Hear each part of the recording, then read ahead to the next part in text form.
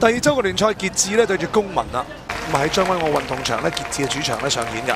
藍衫就係傑志，綠色衫就係公民。兩隊波喺第一週嘅比賽咧都有唔同嘅命運喎。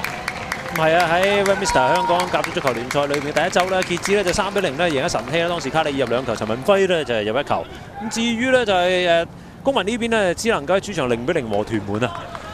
咁呢場比賽咧就公民方面就以一個咧穩守突擊嘅戰術迎戰傑志，咁喺3分零鐘已經攞到甜頭，亦都把握到對方咧就係左閘咧就丹尼咧有少少嘅失誤啦呢個波啊。咁啊丹尼呢場波雖然咧就係歸隊，咁但係似乎狀態已經未係十足嘅。咁啊俾阿保連奴都快腳篤入中間，咁樣搞掂咗。咁都要恭喜佢啦，因為咧就多咗一位家庭嘅成員。咁啊見到呢邊咧，其實咧就由於咧黃耀富係侵犯啊盧君儀嘅關係咧，其實咧就有機會追平噶噃。咁但係就中楣啊陰公，雅高啊中楣，未能夠咧抵消翻中村佑人頭先嘅入球啦。所以上半場咧傑志仲係鬧緊0-1。上半場咧傑志咧就亦都見到咧左路係有啲問題，咁睇嚟當時佢哋屬意希望丹尼踢晒成條邊啦，但右邊有啲塞車啊。而下半場咧有啲傑志咧就出嚟咧去拼啊，咁結果亦都因為一個咁嘅橫出波啦，就謝德謙咧喺頭柱咧就冇辦法擒實個波。咁最後咧就卡利爾啊後備入替嘅球員撳咗一個咁勁波出嚟咧，真係咧俾到咧就係有準備嘅球員喺後柱啊搞掂啊！事實上下半場咧換入咗呢個嘅卡利爾啦，同埋羅切坤之後咧個攻勢真係確實好咗嘅。將1-1之後咧就繼續乘勝追擊啦。鄭少偉角球方面，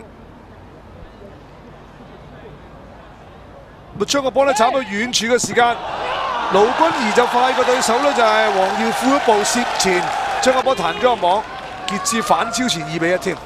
係啊，黃耀富一計失12碼之後，呢下亦都俾盧君儀係攝到位啊，咁所以較時間咧，佢亦都俾咗摩西斯入替。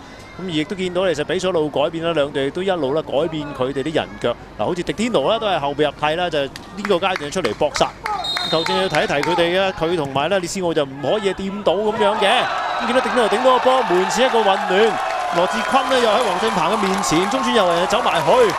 咁呢個波咧，其實咧最後咧就喺黃振鵬嘅側邊咧腳罅咧入咗，追成就2-2掀起高潮啦。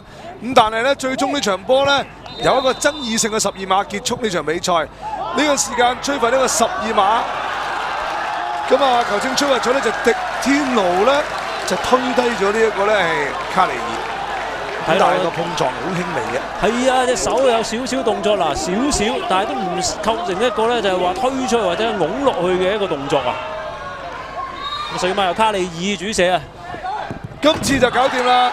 一場波唔會兩個12碼唔入掛傑志，咁啊最終咧卡利爾埋齋，呢場波都可以話贏得相當艱辛。呢場波咧主場3-2擊敗咗公民，亦都令到佢聯賽咧攞到係2連勝啊！比較可惜咧就係球證啊成為咗主角啦。